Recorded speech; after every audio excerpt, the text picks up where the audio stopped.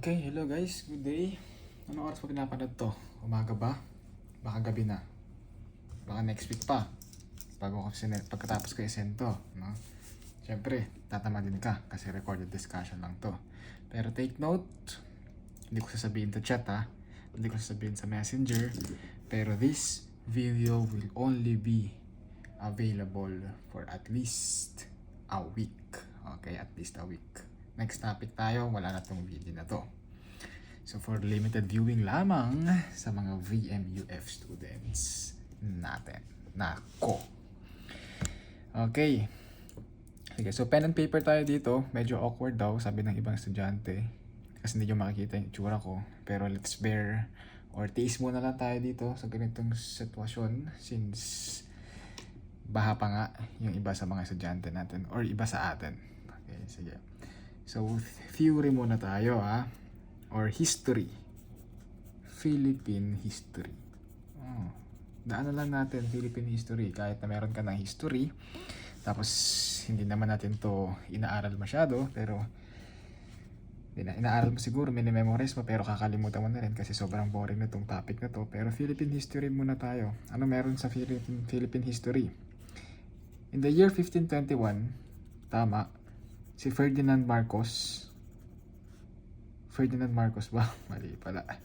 Si Ferdinand Magellan, it arrived sa Philippines. Tama, 1521, this is the start of Spanish colonization. Yan, sinakop tayo ng Espanyol. Tapos, ano yan? At I think inabot to ng 300 years. 300 years to. Kasi, by 1898, yan, sa 1898, yan, nagkaroon na ng Spanish and American War. Diyan, sinubukan tayong kunin ni American. And American gained control. So, nanalo si America, tapos kinontrol tayo ni Amerikano. Then, nagkaroon ng World War II. Kailan yan? During 1941 to 1945. Ano nangyari dyan? Philippines was occupied by Japan. Yan, pumasok naman ang mga Hapon sa bansa natin by the year 1941 to 1945. Tapos after nyan, July 4, 1946, nakuha yung Independence Day. Philippine Independence. Kinuha tayo ni America, pero pinakawalan tayo ni America. Sabi niya, Philippines will now have its own. Or, Philippines will now be independent. So yan, yung basic theories o basic overview ng history ng Pilipinas. Anong point ko dito? Gusto ko lang sabihin na despite this war, bago pa magkaroon ng independence, bago pa sakupin tayo ni Ferdinand Marcos actually, okay, before this all happened, the Philippines actually, or si Philippines, wherein si Philippine is an estate yan, okay, isang estado yan. Philippines actually has 3 inherent limitations. Okay, from the word itself, inherent. The moment na mabuo si Pilipinas, or hindi para limitations muna, inherent powers. Philippines has its 3 inherent powers. Ano ibig sabihin ng 3 inherent powers? From the word itself, inherent, okay. The moment na magkaroon ng Pilipinas, meron na tong power na yan. Sabay yan. Nagkaroon ng power. Nagkaroon ng Pilipinas, meron tong power na to. Kahit walang batas na pinatupad, walang constitution na pinatupad, walang Republic Act na pinatupad, meron na tong inherent powers na yan. Okay, bakit meron yung inherent powers na yan? Kasi yung 3 inherent powers na yan, they are necessary for its continuous existence. Okay, this is very necessary. Itong inherent powers na i-discuss natin, importante yan para sa Pilipinas is tuloy-tuloy yung pag-asenso. Tuloy-tuloy na maging maayos si Pilipinas and tuloy-tuloy yung operation ni Pilipinas. Hindi bumagsak yung economy ni Pilipinas and hindi mag-extinct si Pilipinas sa mapa. Okay, 3 inherent powers. So let's discuss it one by one. Unang inherent powers, nandiyan si taxation. Yan, the first inherent power si taxation.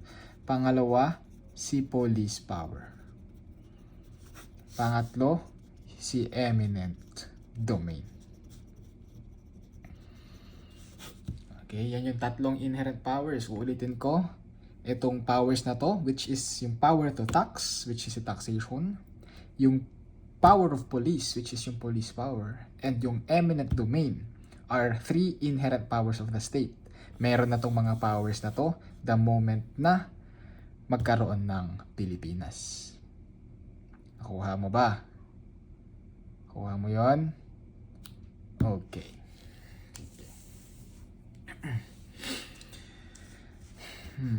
So let's discuss it one by one. I-differentiate natin itong tatlong inherent powers na to. Una, as to its purpose. Bakit ba meron si taxation? Bakit merong police power and merong eminent domain? Unang-una, taxation. Merong taxation, syempre, to raise revenue. Okay, kailangan mo si taxation para mag-raise ng revenue. Sino? Si Pilipinas. Para merong income si Pilipinas, merong revenue si Pilipinas. Mamaya mas i-elaborate natin bakit kailangan ng revenue ng isang Pilipinas.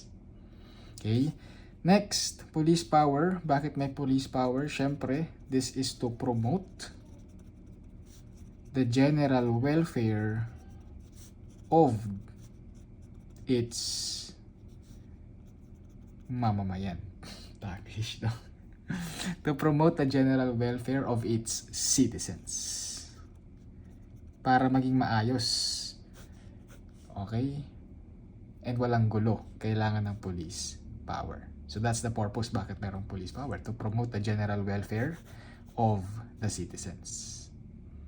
Eminent domain. Anong purpose ng eminent domain? This is to facilitate. Siguro sa tatlong inherent powers na to, familiar na tayo kay taxation and kay police power. Lalong-lalo na kay police power. Tama. Si taxation, medyo naririnig na natin. Kasi nga yan daw yung mahirap na topic na tinatakot kayo ng mga higher years or ng mga seniors ninyo. Siguro dito kayo hindi familiar sa eminent domain. Okay? Pero sa eminent domain, purpose niyan is to facilitate the estate's need of property for public use. Okay, ulitin natin. Merong eminent domain kasi daw to facilitate the estate's need of property for public use. Ano ibig sabihin yan? Let's say for example, Philippines. Ito si Philippines. Si Philippines, syempre nandiyan yung province ng Pangasinan. Tama. Anong biyahe? Ilang oras ang biyahe from Pangasinan to Manila? Usually 5 hours. Pag bus, tama. 5 to 6 hours. Usually. 5 to 6 hours. Napakatagal. Sabi ni Pilipinas, sige, shortcutin natin. Gawan natin ng Skyway. Yung Pilipinas to Manila, shortcutin natin para yung biyahe lang maging 1 hour. Diba? Sobrang sarap sana, no? Ang dali-dali lang mag-SM. Pupuntahan natin si MOA, 1 oras lang nasa MOA na tayo kasi nasa Manila na tayo. Sana magawa yung ganyan. Ngayon, in line with this, since gagawa yan ng kalsada, tama? Gagawa ng kalsada. For example, kalsada yan. Yung kalsada na yan sa taas, merong mga masasagasaang bahay. Para ma-achieve yung 1 hour, kailangan mong mag-sacrifice ng ilang bahay doon sa mga daanan. Doon sa dadaanan. Okay, so kailangan sirain kasi tatayuan ng daan, katayuan ng poste, tatayuan ng tulay. Kailangan sirain, kailangan kunin. Ano ngayon yun? Yun ngayon yung power of eminent domain. Since kailangan ni Pilipinas yung property for public use, wala kang magagawa pag sinabing kailangan yung bahay mo, ibibigay mo yan kay Pilipinas. Yes. Pwede nating sabihin na parang lugi naman. Yun na yung kinagawian ko. Yun na yung doon na ako lumayo, doon na ako lumaki. Wala kang magagawa. Kanino ba yung lupa na tinatayuan mo? Okay, kay Pilipinas yan. Okay, kay estate yan. So kung binawi yan, wala kang magagawa. Sir, binili ko yan eh. Binili ko yan. Hindi yan kay Pilipinas, sa akin yan. Binili ko yan, sa akin nakapangalan yan. Binili mo lang sa kanya yan.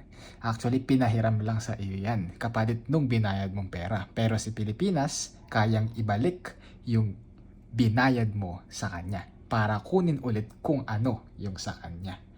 So yan yung power of eminent domain. Ito yung definition yan: to facilitate the estate's need of property for public use. Pero kung tatagalogin natin, tapos sa definition na pangtamad para mabilis matandaan, the power of eminent domain, in short niyan, kukunin ni Pilipinas yung sa kanya kapag kailangan na niya. Okay, but take note, dapat for public use. So that's eminent domain. Sana naiintindihan nyo na. Sana naman, para hindi nasasayang ang laway ko dito. So difference as to the amount naman tayo. Si taxation as to the amount imposed or yung amount na kinokolekta during taxation, usually no limit yan. Okay? Anong ibig sabihin ng no limit? Yes, unlimited. Kung magkano yung gustong i-tax sa'yo, kuning pera sa'yo na tax ni Pilipinas, pwede niyang gawin yan. Provided merong batas. Basta pero generally, no limit. Walang cape yan. Okay? Si police power. Ano ba si police power? Merong limit yan. Yes.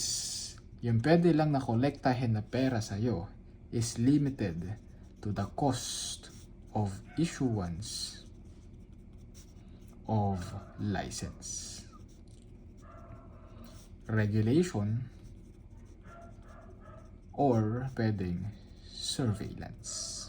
Sir, meron ba? Meron bang kinokolekta si police sa mga, yung mga police station sa amin? Meron, tama. Pag kumukuha ka ng police clearance. Magkano binabayaran mo sa police clearance? Yung cost lang nung police clearance. Yun. Sige. So yun yung police power, ha. The amount na pwedeng kolektahin using the police power is limited only up to the cost of the issuance of license, regulation, or surveillance. Kapag usapang taxation, yung amount na pwedeng kolektahin through the power of taxation, usually unlimited yan. Provided nga merong batas. Mamaya i-discuss natin yan elaborately. Okay? Ito, si eminent domain, wala ka namang kokolektahin na pera dyan using eminent domain. Kasi nga anong kokolektahin dyan? Yung property na meron ka. Pero tatandaan mo, itong eminent domain na to, yung property na kinuha sa'yo, pabayaran naman yan. Okay, babayaran sa'yo yung property na kinuha sa'yo. Equal to, which is equal to the fair value of the property. Okay, equal lang sa fair value ng property. Walang gain, hindi pwedeng magkaroon ng losses. Okay, wayan. Sige. Next, as to the scope. Sino ba yung inaabot or sakop ng isang taxation? Ito, lahat. Lahat ng tao. Lahat ng property. Lahat ng rights na meron ka, pwedeng i-tax yan ni Pilipinas. Okay? Sa police power, sino yung pwedeng isyuhan ng cost of issuance ng license? Actually, lahat din yan. Same. Lahat ng tao, property and rights na meron ka. Okay? Sa eminent domain, ano yung pwedeng kunin or pwedeng i-tax niyan? Or pwedeng i-tax tuloy? Pwedeng kunin or pwedeng impose ng eminent domain dito? Hindi tao. Ano? Property lang. Ano bang kinukuha? Property lang naman. So yan yung basic differences or major differences ng three inherent powers of the estate: taxation, police power, and eminent domain. Meron pang ibang differences yan, pero please refer ka na lang sa libro natin. Also, books are now available. Punta ka lang sa faculty natin. Okay.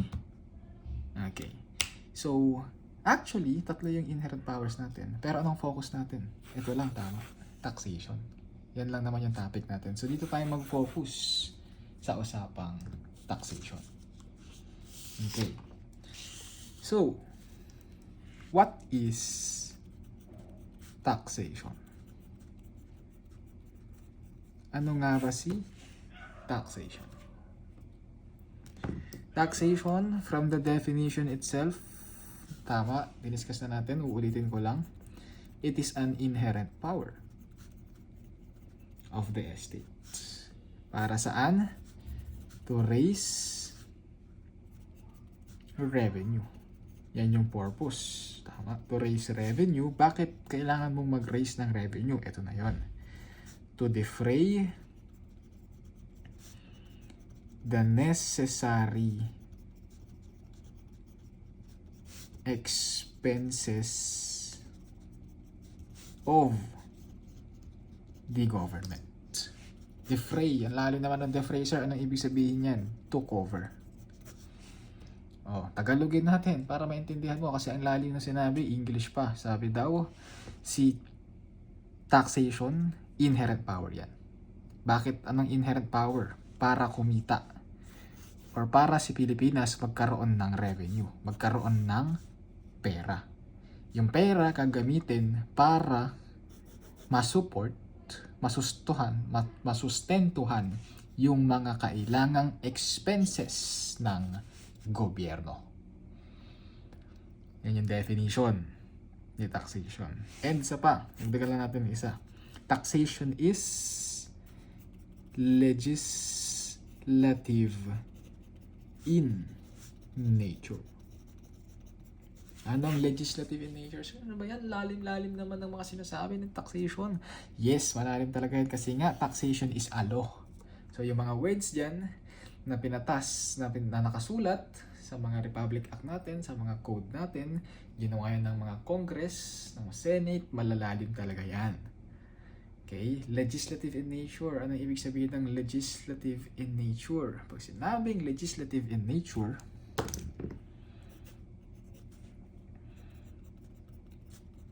there is no tax if there is no law. Okay? Tagalogin natin. Pag walang batas, walang itatax. Sir, bakit? Inherent power nga. Yes, inherent power. Ano yung inherent power? Si taxation. Ano si taxation? It is only a right to tax. Okay? Si Pilipinas, nung mabuhay si Pilipinas, nung magkaroon ng Pilipinas, si Pilipinas meron ng kapangyarihan para kumolekta ng tax. Pero that doesn't mean na lahat kailangan na magbayad ng tax. Bakit? Kasi yung tax na kokolektahin, yes, there is no limit kasi pwedeng i-tax kahit anong amount, pero dapat merong batas. Okay? Kasi nga, taxation is a legislative in nature. Pag walang batas, walang buwis. Kuha mo yon. Sana malinaw tayo, ha? Uulitin natin. Si taxation, inherent power yan. Yung inherent power, ibig sabihin, kapangyarihan lang. Meron lang right na mag-impose ng taxes. Meron lang right na magkaroon or mag-raise ng revenue para ma-cover yung necessary expenses ni government. Pero that doesn't mean, yes, taxation, there is generally yung amount na pwedeng i-impose, no limit. Pero hindi ibig sabihin na lahat ng pera, kung kailan mo gustong i-tax, kung kailan mo gustong kolektahin yung pera, yung revenue ng isang tao, is pwede mo nang gawin. Hindi. Kasi nga, kapag walang batas, walang buwis. If there is no law, there is no tax. Because taxation is legislative in nature. Kailangan merong batas na napatupad. Kuha tayo. Gets pa? Very good. Sige. Since taxation is legislative in nature, there are following guidelines. Okay, merong mga guidelines sa pagpapatupad ng tax law natin, ng batas natin. Ito, tatawagan din natin yan as the sound tax system. Paano natin malalaman kung maayos yung sistema ng isang taxation? Dapat meron itong tatlong to. Ano yung tatlong yan? Una, nandyan si fiscal adequacy. Pangalawa, dapat yung tax system natin o yung tax law natin is merong administrative feasibility. Yan. Pangatlo, dapat merong theoretical justice. Isa-isahin natin yung definition. Okay, isa-isahin natin yung definition, ha? Sige. Tatandaan mo, kapag tinanong sound tax system, ito natandaan mo. Fiscal adequacy, administrative feasibility, theoretical justice. Ang dali tandaan, di ba? Meron tayo ni Monix, oh. Ano to? Usapang tax. Ano yan? Usapang pera. Kapag kasobra ka ng pera, marami kang pagkain. Pag marami kang pagkain, anong mangyayari sa'yo? Yan, tataba ka. Pag maayos yung tax mo, maraming pera. Pag maayos yung pera mo, maraming pagkain. Kung maraming pagkain, tataba ka. Ibig sabihin ng tataba, FAT, English FAT, Fiscal Adequacy, Administrative Feasibility, Theoretical Justice. Ang daling i-memorize. Tama? Sige. Oh, natuto ka na naman ng kalokohan sa akin. Sige, ano ibig sabihin ng fiscal adequacy? From the word itself, it must be adequate. The tax must be adequate. So, ibig sabihin, the tax must be sufficient enough to meet the government expenditure. Okay? It must be adequate. Yung tax na pinatupad, yung lamang amount na pinatupad, yung revenue na nakolekta ni Pilipinas dapat adequate. Anong ibig sabihin ng adequate? Dapat sufficient para ma-meet or ma-cover yung government expenses. So that's fiscal adequacy. From the word itself, adequate dapat. Enough dapat. Ano pa? Si administrative feasibility, ano ibig sabihin yan? Dapat yung batas must be enforced effectively. Yan. Administrative feasibility. Dapat feasible. From the word itself, feasible. Pag sinabing feasible, dapat kayang gawin. Pag kayang gawin, ibig sabihin, it must be enforced effectively. Hindi pwedeng meron lang batas. Hindi pwedeng nakasulat lang yan sa papel. Dapat kayang gawin, kayang ipatupad. Yan si administrative feasibility. Next, theoretical justice. The tax must be based on the taxpayer's ability to pay.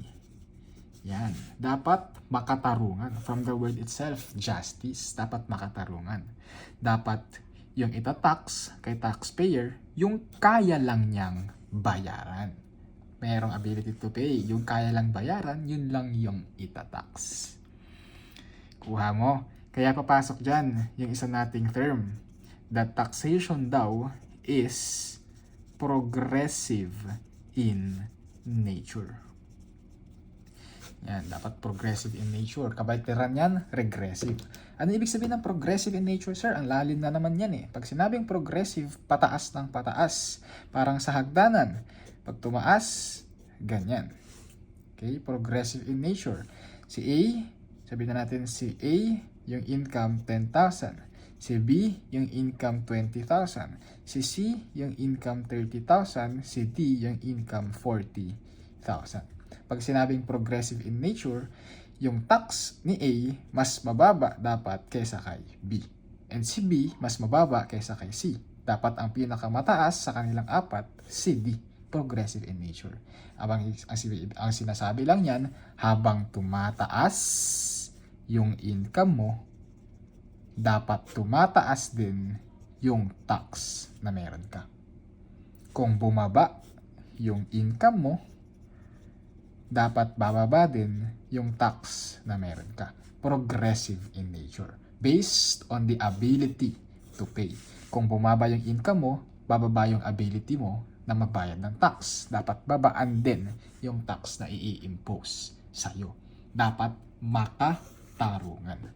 Theoretical justice. So yan yung sound tax system ng taxation. Okay. Sige. Ulitin natin. Taxation is an inherent power. Okay. Ngayon, why thus the estate needs taxation? Bakit ba kailangan ni estate ng taxation? Una, meron kasi yang primary objective. Okay, primary objective tayo. Anong primary objective? Bakit mayroong taxation? Siyempre, to raise revenue. Paulit-ulit na tayo dyan. Ayan na, no? Diniscuss to raise revenue. Dito, primary purpose to raise revenue ulit. After niyang primary purpose, primary objective, actually, meron pa tayong secondary objective. Okay? Ano secondary objective? Una, bakit at yan? A lang. Una, promotion of general welfare. So parang familiar yung general welfare. Di ba sa police power yan? Bakit naging secondary objective ng taxation? Anong pinampapasahod sa police? Yung tax natin. Ibig sabihin, secondary objective, kaya meron taxation para meron din general welfare. Kuha mo? Okay. Pangalawa, reduction of social inequality. So sa Pilipinas daw, sa Pilipinas lang to hindi ko alam sa ibang bansa. Pero sa Amerika hindi ganito. Okay. Sa Pilipinas sabi, kaya may tax daw para mabawasan yung social inequality. Anong ibig sabihin ng social inequality? Dito sa illustration natin, si letter D, 40,000 yung income niya. Compare mo kay letter A na 10,000. Sino yung mas malaki yung capable na bumili ng mga bagay? Si D, kasi mas malaki yung income niya. Tama? Possible, sa mga napapanood natin sa teleserye, pag mayaman ka, tinatapakan mo yung taong mahirap. Tama? Dito ngayon, yun yung purpose. Itatax ng malaki si D para daw si A na yung tax is maliit, at least magbangga sila. Okay, babawasan yung social inequality. Hindi matatapakan ngayon masyado si letter A. Parang gano'n na sinasabi. Ewan ko lang kung nangyayari. Nangyayari ba? Opinion mo ngayon. Hayaan na natin sila. Letter C. Pangatlo, syempre to encourage economic growth. Yan. Bakit mayroong taxation? Para daw magkaroon ng economic growth. Bakit? Kasi nga, to raise revenue. Kung tumaas yung revenue, tumaas yung kita. Kung tumaas yung kita, uunlad ang bansa. To encourage economic growth. And letter D, protectionism. Para maprotektahan daw tayo. Okay. Ngayon, dito sa mga tatanong, siguro napapaisip ka na, bakit ako nagbabayad ako ng tax? Or ikaw, sabihin natin, kasi nagbabayad ka ng tax indirectly. Meron tayong tinatawag na value added tax. Tama? Tax yun. Pag bumili ka sa Jollibee, baka mapansin mo sa resibo, meron doon, value added tax. Tax yun. Nagbayad ka ng tax kahit wala ka pang kita, kahit wala ka pang income. Kahit estudyante ka pa lang, nagbabayad ka na ng tax. Yes. Tapos sasabihin mo, Sir, bakit ako magbabayad ng tax? Parang hindi ko naman nararamdaman na pinoprotektahan ako. Kasi sa barangay namin, lagi may nagsusuntukan, may nagpapatayan. Feeling ko na nasa panganib lagi yung buhay ko. Sir, bakit parang hindi naman ako naaapektuhan ng economic growth? Parang hindi naman ako protektado. Bakit pa ako magbabayad ng VAT? Bakit pa ako magbabayad ng tax? Baka dapat hindi na. Ngayon, etong mindset na yan, yung mindset na ganyan, hindi yan applicable. It is not reasonable. Okay, kasi tatandaan mo, yung sinasabi mo na I must not pay tax as I am not benefiting at the projects of the government is not an enough argument not to pay tax. Okay, tatandaan mo yan ha. Hindi porket feeling mo, pakiramdam mo, hindi ka tinutulungan ng gobyerno, ibig sabihin hindi ka na dapat magbayad ng tax. Kasi take note, dati, yung bahay nyo, bato-bato lang yan. Walang kalsada dyan. Ngayon may kalsada na. Yung kalsada saan yan nanggaling? Sa tax. Ano ngayon mangyayari? Magbayad ka ng tax. Kasi nakinabang ka indirectly. Yes, hindi sa'yo yung daan, pero at least merong maliit na katiting na nakinabang ka. Yun yung sinasabi. Baka kasi nagmamaang-maangan ka lang daw, nagpapavictim ka lang daw na sinasabi mo wala kang nakukuha, nangangata sa gobyerno, pero actually, meron. Hindi mo lang masyadong napapansin, hindi mo lang masyadong nahahalata, or nagbubulag-bulagan ka lang. Hindi ko pinagtatanggol si gobyerno, but that is actually the fact. Okay? So, wag mong sasabihin na hindi ka dapat nagbabayad ng tax dahil feeling mo wala kang nakangata sa kanila. Let's move on. Ano-ano nang sinasabi ko, opinion ko lang naman yon. Sige. Taxation actually has the following objectives. Tama? Nakita mo to, raise revenue. Merong primary objective and secondary objective. Saan nanggaling yung mga yun? Okay, saan nanggaling yung objective? Objective. Saan nanggaling? Dito. Sa theories of taxation. Ito yung nakakalito minsan. Nakakalito talaga to. Miski ako nalito dito sa theories of taxation na to eh. Unang theory of taxation, si lifeblood theory. Isa-isahin muna natin ha. Si lifeblood theory.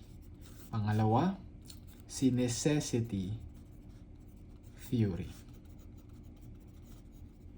Pangatlo, si benefit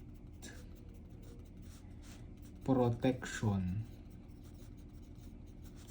theory. Yan. Yan yung mga theories. Bakit merong objective?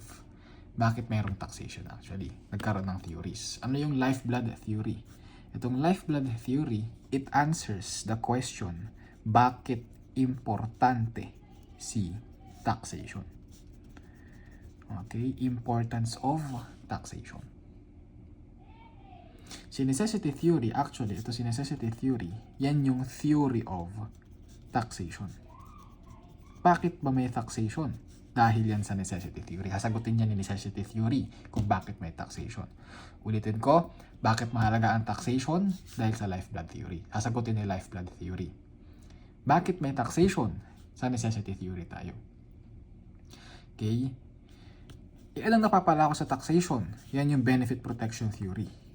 Okay? Yan yung basis of taxation. Bakit kailangan mo magbayad ng taxation? Basis of taxation, the benefit protection theory. Dito muna tayo sa dalawa. Mag-illustrate tayo. From the word lifeblood theory, ibig sabihin, kung wala si taxation, si Philippines, it will be paralyzed. From the word itself, life and blood. Tayo, pag wala tayong dugo, wala tayong buhay. Si gobyerno, si Pilipinas, ganun din. Kung walang dugo si Pilipinas, which is yung dugo, yan yung tax, yan yung revenue. Kung wala yung dugo na yan, walang Pilipinas. Patay si Pilipinas. Kaya lifeblood theory. Bakit may taxation? Para mabuhay si Pilipinas. Bakit importante si taxation? Para matuloy or mag-continuous yung operation ni Pilipinas. So let's give an illustration. Yung matatandaan mo. Let's say for example, meron ka dyang motor. Paano mag-drawing ng motor? Eagles. Siyempre merong fork. Yan. Tapos gulong. Tapos dito, meron din. Tapos gulong. Tapos dito, ganun dapat.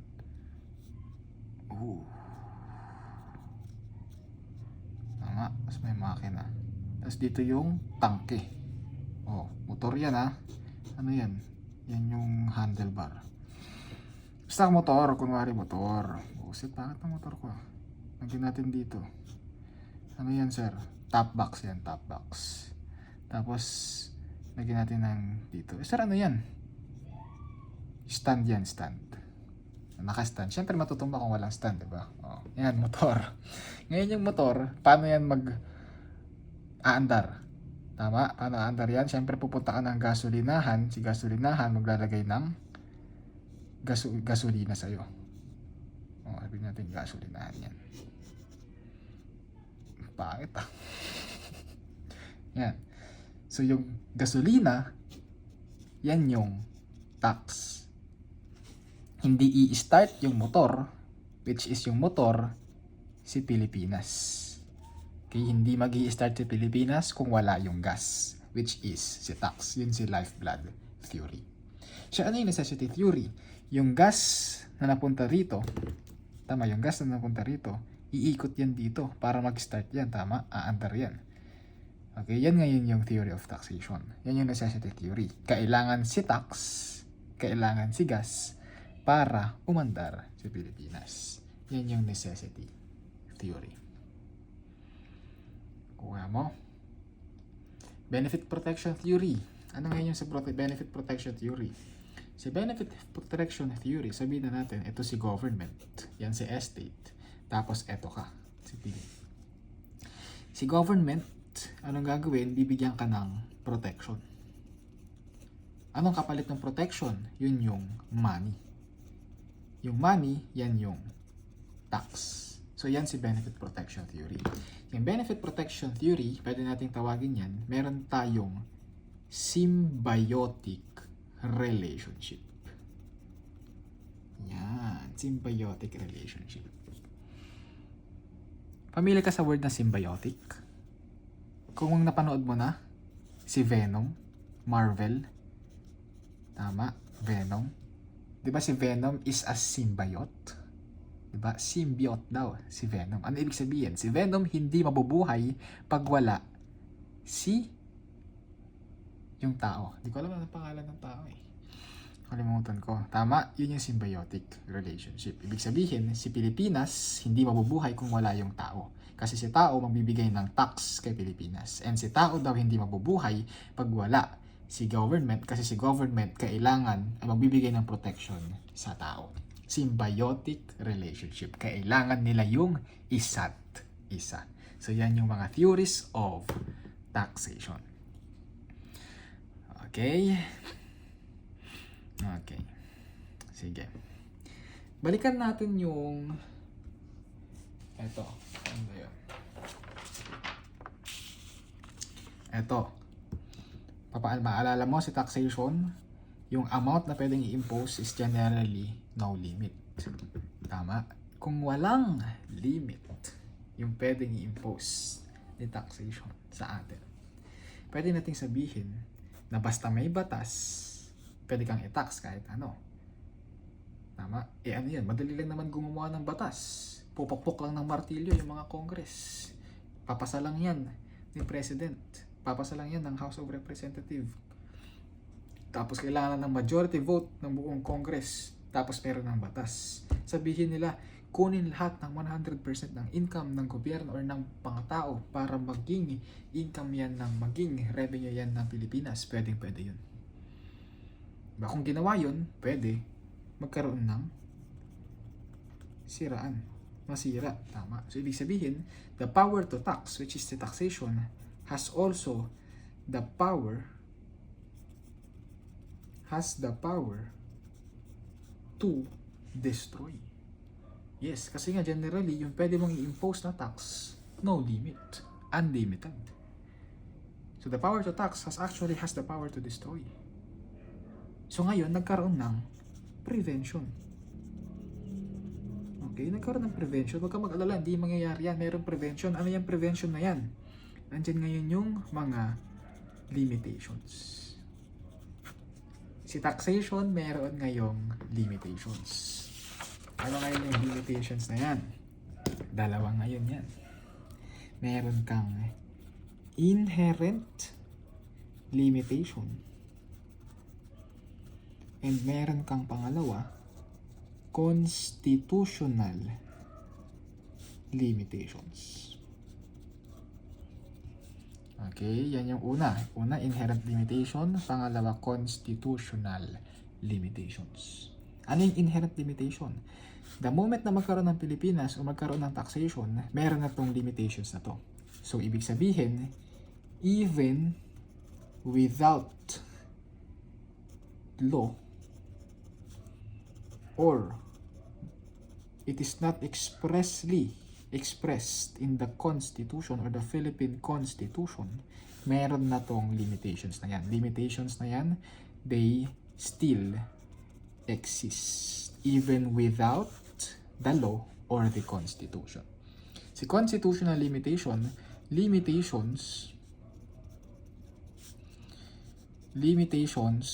provided by the Constitution. Yes, nanggaling yan sa Constitution. So, yung mga bata dyan, yung mga estudyante dyan, na ginagawang pre-law ang accountancy, kailangan mong basahin si Constitution. Umpisahan mo na, medyo mahaba-haba yan. Siyempre, aantukin ka pa pag binabasa mo yan. Okay, basahin mo. Actually, kahit hindi ka magpiprilo, as a citizen of the Philippines, dapat alam mo si Constitution. Dapat aware ka sa Constitution na meron tayo kasi nandyan yung right mo as a person. Para hindi ka maloko, para hindi ka ma-scam, para hindi ka apihin. Basahin mo si Constitution, nandyan yung mga right mo.